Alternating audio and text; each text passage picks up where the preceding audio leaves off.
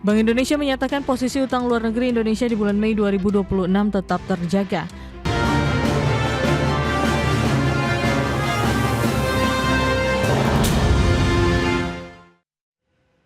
Ya, pemirsa, utang luar negeri Indonesia per bulan Mei 2026 telah mencapai 444,4 miliar dolar Amerika Serikat atau nyaris menyentuh 8.000 triliun rupiah. Meski demikian, rasio utang luar negeri Indonesia terhadap PDB tercatat masih 29,9% serta didominasi utang jangka panjang.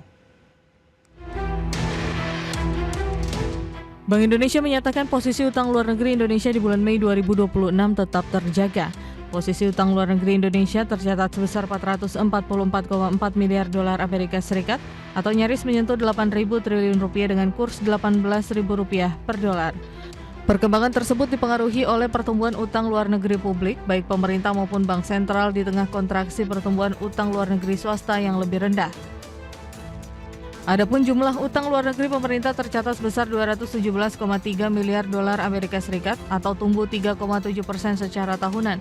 Perkembangan utang luar negeri pemerintah terutama dipengaruhi aliran masuk pada surat berharga negara atau SBN internasional yang mencerminkan kepercayaan investor terhadap prospek perekonomian Indonesia yang terjaga di tengah pembayaran neto pinjaman luar negeri pemerintah yang jatuh tempo. Sedangkan jumlah utang luar negeri swasta tercatat 195,9 miliar dolar Amerika Serikat atau mengalami kontraksi 0,1% secara tahunan. Perkembangan tersebut terutama didorong utang luar negeri kelompok peminjam lembaga keuangan atau financial corporations yang secara tahunan kontraksi namun lebih rendah dibandingkan April 2026. Bank Indonesia optimistis struktur utang luar negeri Indonesia masih tetap sehat, didukung penerapan prinsip kehati-hatian dalam pengelolaan yang tercermin dari rasio utang luar negeri Indonesia terhadap PDB sebesar 29,9% serta didominasi utang luar negeri jangka panjang dengan pangsa mencapai 83,9% dari total utang luar negeri. Berbagai sumber IDX Channel.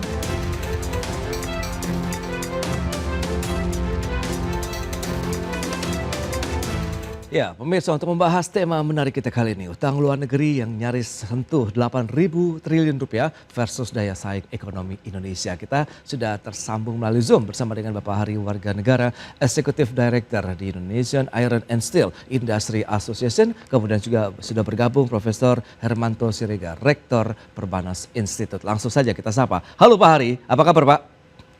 Alhamdulillah Mas Pras, sehat-sehat selalu Mas Pras juga ya. Prof, Baik, salam sehat. salam. Terima kasih. Prof Hermanto, apa kabar Pak? Ya sehat, baik Mas Pras, Pak Hari. Baik, terima kasih juga atas waktu yang sempatkan. Tadi sudah disampaikan ini Prof terkait dengan utang luar negeri Indonesia ini yang terus meningkat hingga mendekati 8.000 triliun atau sekitar 444,4 miliar dolar Amerika Serikat per Mei 2026. Kita menggunakan kurs 18.000 rupiah per dolar Amerika Serikat. Review Prof, seperti apa sih sebenarnya Anda melihat level utang luar negeri Indonesia saat ini Prof? Ya, memang utang itu bisa menjadi masalah kalau dia tidak terkendali. Tetapi kalau dia terkendali, artinya sustainable, dipergunakan untuk keperluan produktif, kemudian ada cara membayarnya yang juga sustainable, maka sebetulnya dia akan bagus. Tapi memang kalau nominalnya makin lama makin besar ya, meskipun dia katakanlah sekitar 30% daripada GDP, 29,9 gitu ya.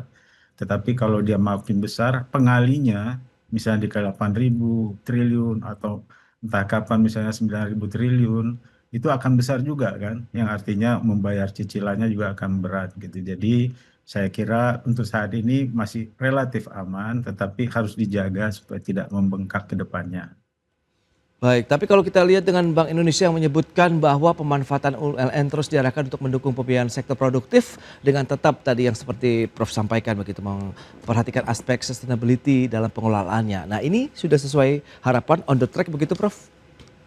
Ya, jadi selain daripada sektor produktif, utang luar negeri kita itu juga digunakan untuk program-program pemerintah.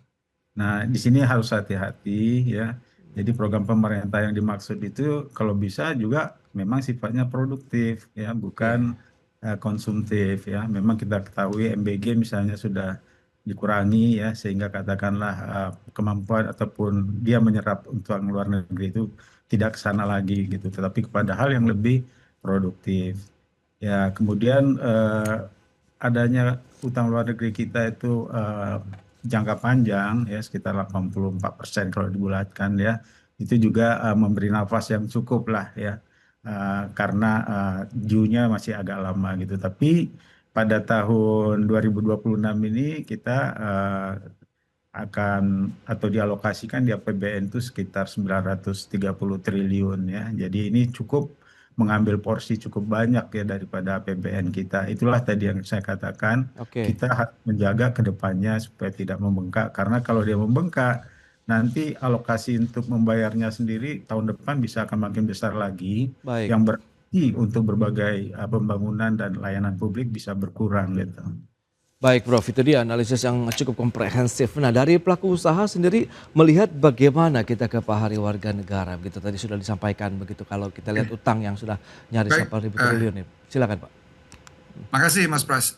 Jadi kalau dari kami selaku pelaku usaha, ya utang itu bukan sesuatu yang tabu, Oke, ya, dan juga bukan sesuatu hal yang negatif, karena setiap investasi di dunia usaha, khususnya yang besar, pasti memerlukan bantuan daripada yang namanya pinjaman dari bank atau financial institution. Ya. Jadi overall menambahkan yang disampaikan oleh Prof. Hermanto bahwa selama utangnya negara Republik Indonesia ini dipakai untuk hal yang produktif, kemudian yang menstimulasi industri dalam negeri, tentu ini akan baik hasilnya. Ya. Nah, hanya saja saya ingin menggarisbawahi bahwa kalau dilihat dari SULNI, jadi statistik utang luar negeri Indonesia, ya, komponen pembangunan konstruksi dan transportasi atau infrastruktur, ya, itu di bawah 20%. oke. Nah, jadi komposisinya itu yang kami harapkan adalah bisa dinaikkan yang untuk konstruksi dan transportasi dan pergudangan, ya. Karena memang sebagian besar itu dipakai untuk sektor kesehatan, Ya, sektor pendidikan, dan juga jaminan sosial sama government employee spending. Ya. Nah, ini yang kita garis bawahi. Kenapa? Karena utang yang dipakai untuk kegiatan produksi, apalagi menstimulus industri dalam negeri, ini tentu akan meningkatkan daya saing, akan meningkatkan multiplier efeknya kepada pelaku industri khususnya dalam negeri. Ya. Contoh misalnya pembangunan konstruksi naik, pasti permintaan baja akan menaik. oke. Kemudian pembangunan di sektor migas, infrastruktur gas misalnya, tentu ini akan juga membantu industri dalam negeri khususnya industri besi baja.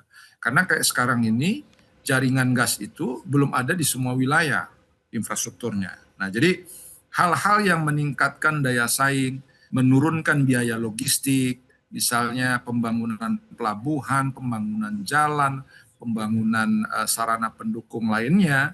Nah, ini akan menstimulus industri dalam negeri. Tinggal kita ingin mensyaratkan juga bahwa bahan bakunya ambil dalam negeri dong. Gitu. Ya, Jangan nanti bahan bakunya ngambil dari luar, impor lagi. Karena ini kalau dilihat secara garis besar, di industri besi baja yang disebut sebagai mother of industry, ya, kita punya isu masalah over capacity.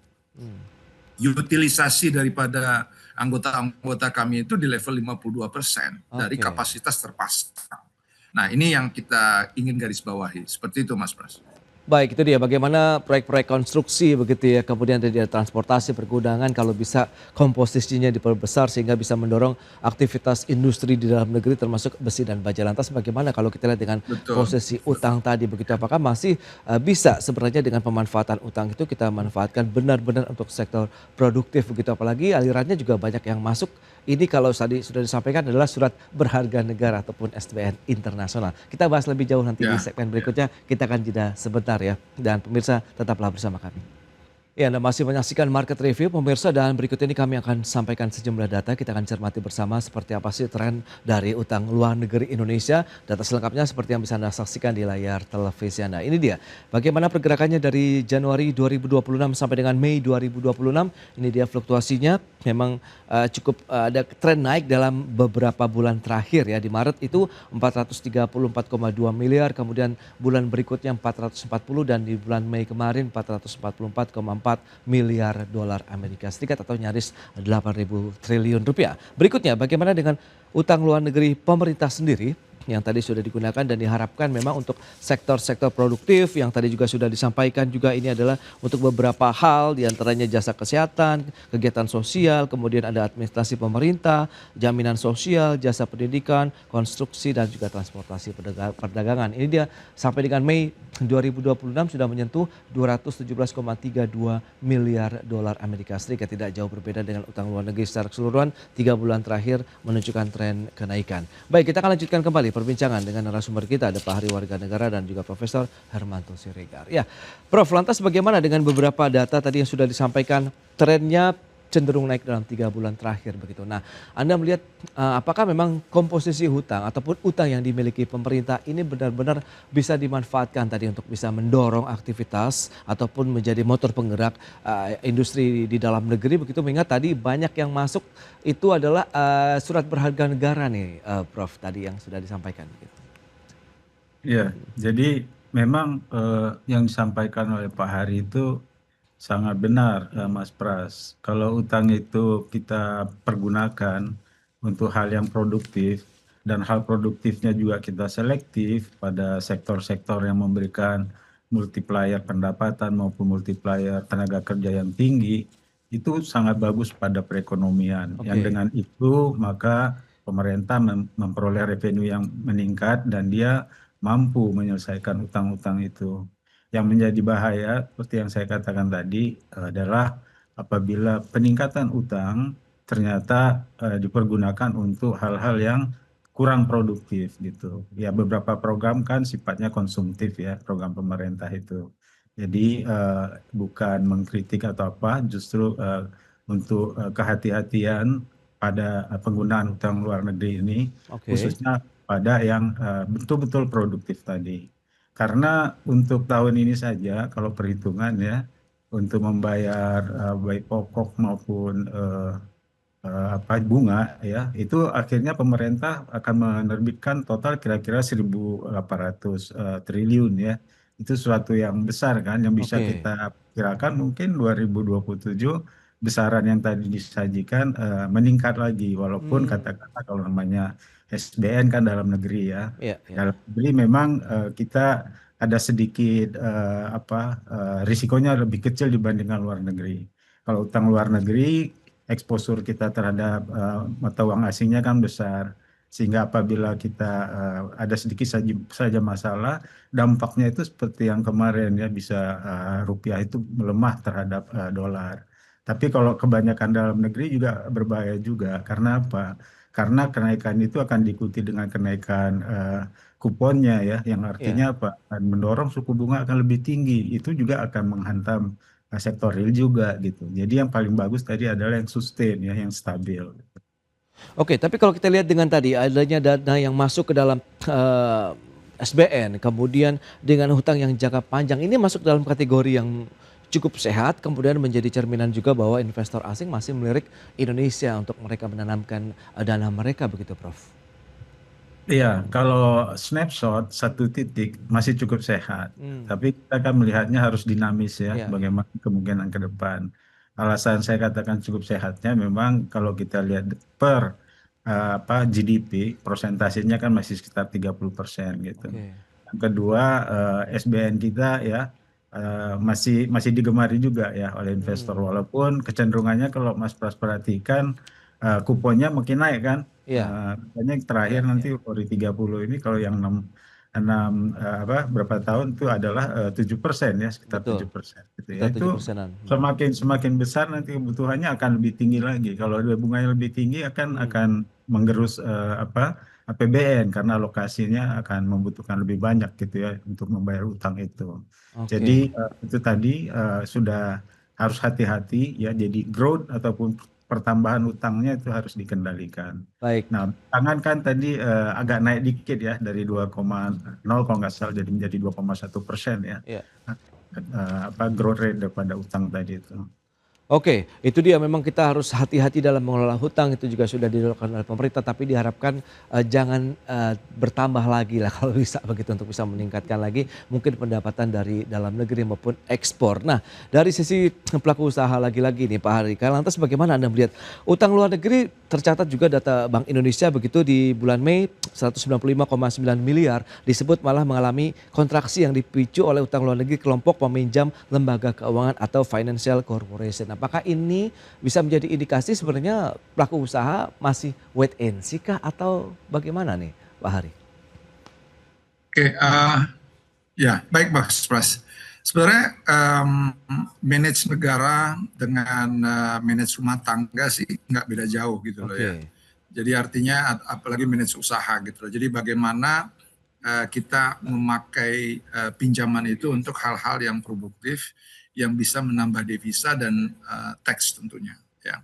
Nah, kalau dari sisi kami pelaku usaha, artinya ada kepercayaan dari pembiayaan ya, atau yang ngasih atau lender, itu artinya signal bagus. Tapi betul bahwa memang harus dicermati bahwa jangan sampai kapasitas kita membayar bisa menjadi berkurang. Ya. Nah, kalau di sektor swasta, apabila misalnya kepercayaan terhadap obligasi negara naik ya, kemudian sehingga boleh dibilang pembiayaan yang datang ke negara naik ya. Nah, kemudian kalau di sektor swasta agak tidak seperti di negara. Jadi artinya ada indikasi bahwa seolah-olah wait and see. Jadi sebenarnya ini yang perlu dicermati ya, karena tidak bisa kita langsung simpulkan bahwa seluruh pelaku usaha itu sedang wait and see. Karena keputusan perusahaan itu untuk menambah atau mengurangi investasi atau pembiayaan dipengaruhi oleh berbagai hal atau faktor, ya kan? Ada masalah kondisi global, ada masalah nilai tukar, ada masalah permintaan, dan kemudian kapasitas yang masih tersedia, maupun strategi pembiayaan oleh masing-masing perusahaan. Jadi banyak faktor Mas Pras. Nah, hanya saja kalau kita lihat dari sektor besi baja, seperti yang saya sampaikan sebelumnya, kita ini ada over capacity global. Jadi tidak hanya di Indonesia, tapi global, 600 juta ton over capacity. Jadi kalau kita lihat bahwa memang industri besi baja ini kapasitas terpasangnya lebih tinggi daripada permintaan yang ada.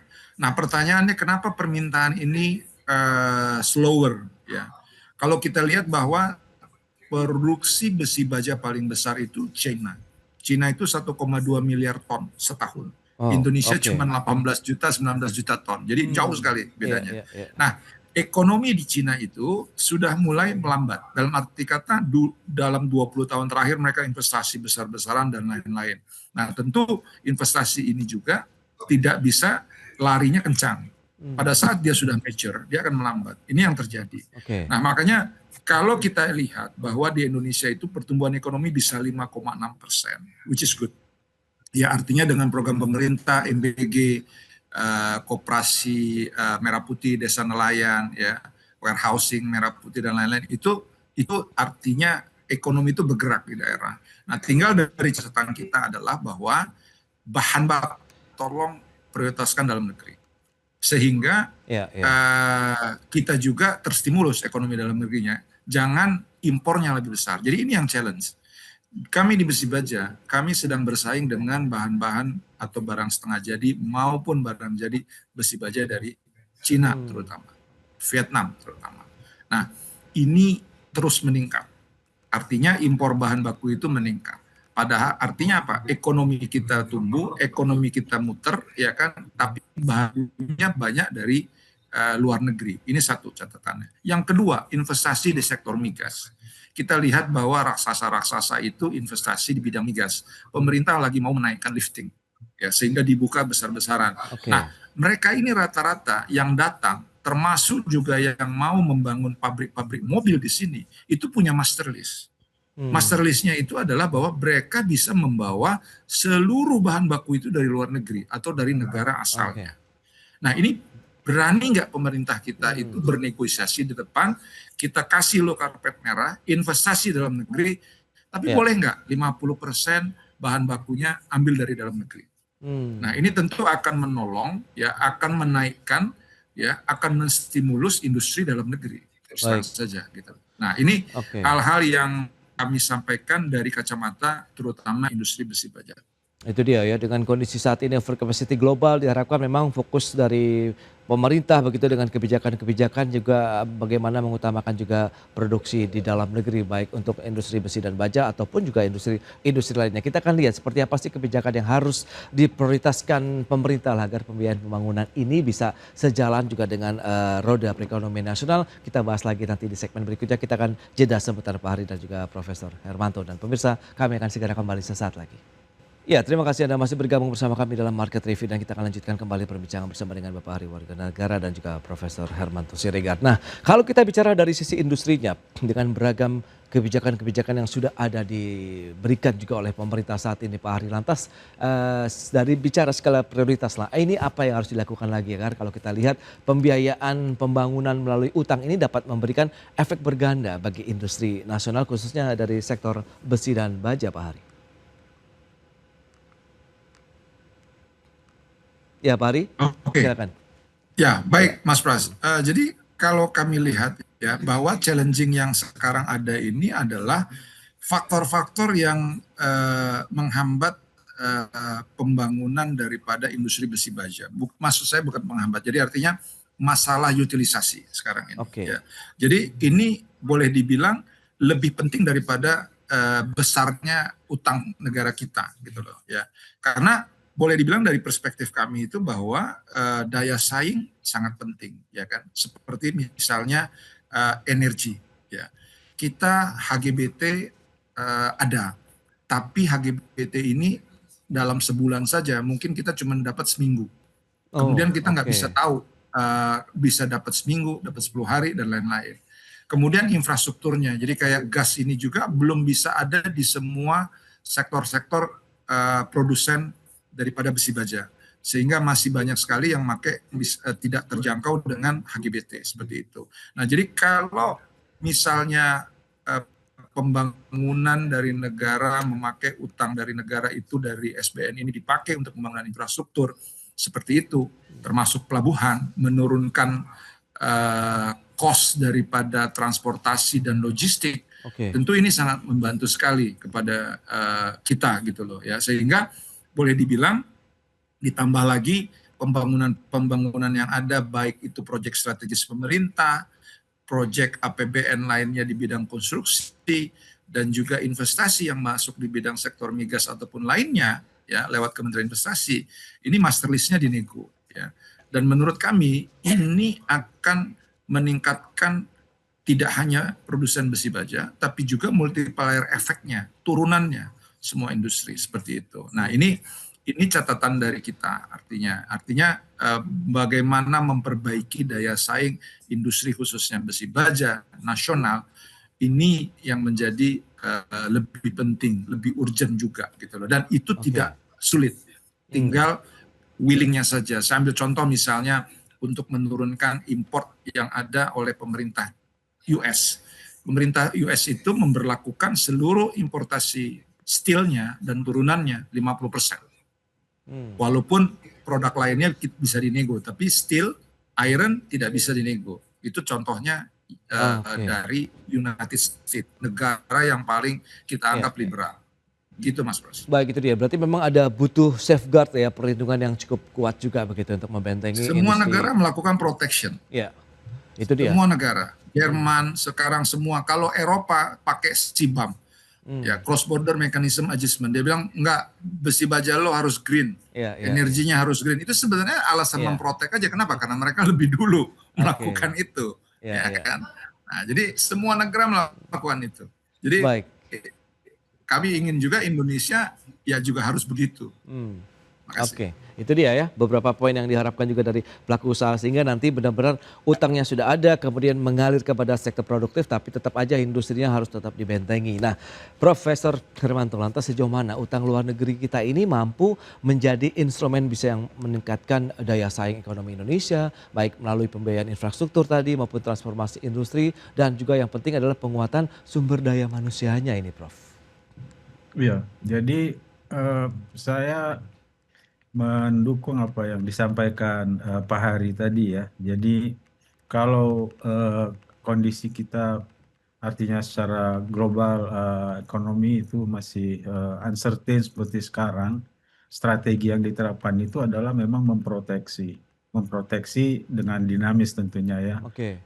Manakala nanti perkembangan sudah bagus, kita bisa masuk kepada yang lebih global sifatnya atau proteksionisme kita kurangi. Karena apa? Misalnya saat ini ya dengan kurs yang melemah, kalau kita tidak batasi impor, artinya kita mendorong penggunaan bahan baku yang dalam negeri, itu trade deficit kita itu akan semakin melebar. Pada gilirannya semakin melebar trade deficit ya, kemudian ada fiscal deficit, itu akan memperlemah lagi mata uang kita. Rupiah itu kalau dia melemah sekitar 100 rupiah ya, 100 rupiah neto kenaikan utang kita itu ya pembayaran lah gitu ya, yang netonya itu adalah 800 miliar gitu ya, jadi hampir 1 triliun. Jadi menjaga daya saing itu juga pada akhirnya akan menjaga kestabilan daripada kurs kita itu sendiri. Nah kemudian yang kedua barangkali untuk artinya kalaupun sudah dilakukan pembatasan untuk impor, artinya mengutamakan dalam negeri, di dalam negerinya sendiri juga harus iklim ataupun kondisi untuk investasinya itu dimudahkan tadi ya. Kalau ada seperti disampaikan tadi ya dari luar mau membuat pabrik atau melakukan hilirisasi lebih lanjut, saya kira itu adalah kesempatan yang sangat baik kita dapatkan. Sebab apa? Sebab dari situ kan nanti kan kita ekspor. Iya, iya. Ekspor juga akan mendatangkan devisa dan itu juga akan membuat lebih stabil lagi mata uang kita. Dan yang ketiga yang tadi Mas Pras sampaikan ya terkait dengan SDM ya. Ya. Overall kalau SDM kita tidak kita tingkatkan mutunya, ujung-ujungnya yang mengerjakan hilirisasi itu seperti kita lihat satu dua kasus adalah dari luar gitu ya. Jadi sambil berjalan pemanfaatan daripada utang tadi di samping katakan mendukung industri dalam negeri kita ya, industri kita untuk lebih berkompetisi atau kompetitif, juga sumber daya manusianya juga dibekali dengan lebih keterampilan yang bisa kita katakan upskilling sama reskilling cocok dengan yang dibutuhkan oleh industri yang masuk itu. Baik Prof, itu dia beberapa poin yang sudah disampaikan bahwa pentingnya bagaimana pengelolaan utang ini. Meskipun kita tahu utangnya cukup besar sampai dengan 8.000 triliun. Tapi kalau memang pemanfaatannya lagi-lagi untuk sektor produktif bisa meningkatkan lagi arus investasi, meningkatkan lagi kinerja industri di dalam negeri. Ini tentunya hasilnya akan memberikan nilai tambah juga dengan adanya pemasukan bagi penerimaan negara lah. Dalam artian begitu baik dari sisi pajak maupun PNBP untuk Indonesia ke depannya. Baik Pak Hari kemudian Profesor Hermanto, terima kasih banyak atas informasi, update dan juga insight yang sudah diberikan kepada pemirsa pada hari ini. Selamat melanjutkan aktivitas Anda kembali. Salam sehat sampai berjumpa kembali. Prof Hermanto, Pak Hari, terima kasih. Terima kasih. Terima kasih Mas Pras. Prof, terima kasih.